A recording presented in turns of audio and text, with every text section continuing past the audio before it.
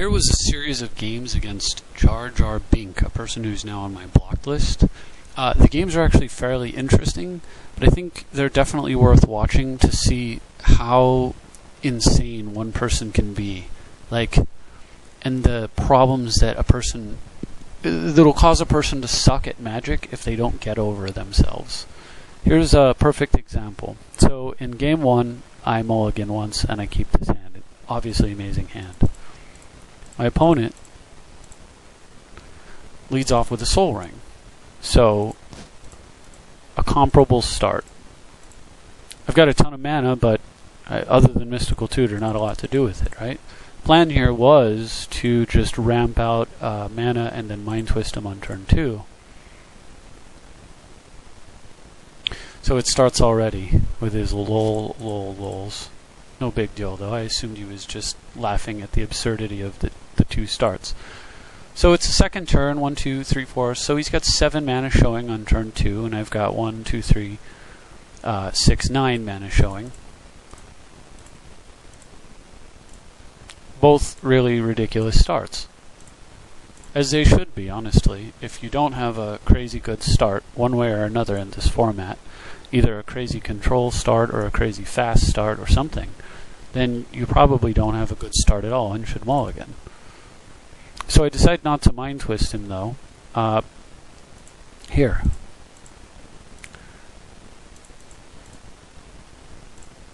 Well, excuse me, right away. I wanted to see what I would draw first, so I didn't draw anything exciting, just a land, so I bring the twist.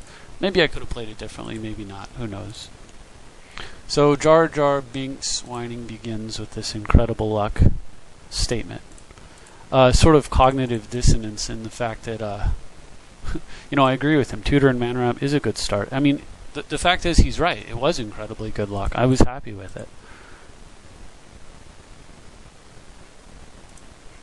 What is he? With this luck, always is a good start. I don't understand the broken English, but essentially what he's trying to tell me, from what I'm getting from what he's saying, is that being lucky is a bad thing in a card game. I'm not really sure what he's getting at, so I just mostly ignore him. Especially when he had 7 mana and a tutor on turn 3, and a 8-drop, which he could have played on turn 4. So on his next turn he was going to drop a hard cast Avatar of Woe if he wanted, or Demonic Tutor and Diabolic Tutor and whatever the heck he wanted. I just don't understand the whining here at all. So here I'm pointing that out to him. And he's screaming that he's not lucky. I mean, look at this. Yeah, 6 mana on turn 3 and a tutor, no luck there is what I'm saying. It's like, what's wrong with people's minds is what I have to ask myself sometimes in this game. So unfortunately, because I used a crypt to search, I wasn't able to play Karn this turn. And I'm not able to untap the Grim either. And over here, so I'm saying like, of course there's luck. It's a freaking card game. What is the point of what you're saying?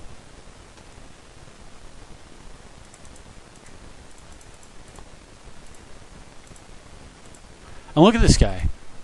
He's over here whining about my luck and reaches over to the top of his deck and rips an 8-drop with, hey, 8 mana in play. And Vorinclex too, which is actually a pretty dang solid threat. And you can see the argument over here. So he put Vorinclex in his deck. I put Karn in my deck. Karn beats Vorinclex. You know why I didn't put Vorinclex in my deck? Because Karn beats Vorinclex. If Vorinclex was better, I would be playing Vorinclex in this deck. This is what drives me crazy about people like this.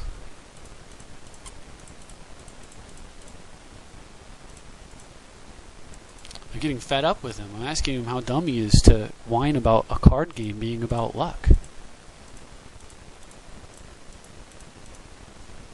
So he asks me if my mother's a bitch. I say, no, she's not. Moving on. I mean, simple question, simple answer. Just internet moron. Anyway, Moving on with the game, I vamp at the end of his turn and I go get Vandal Blast. I want to get down with the Lotus, smash his artifacts. He's obviously playing a deck that relies on expensive threats. I want to try to keep him off Mimeoplasm while Karn just does his work. This game should be over. And that's it.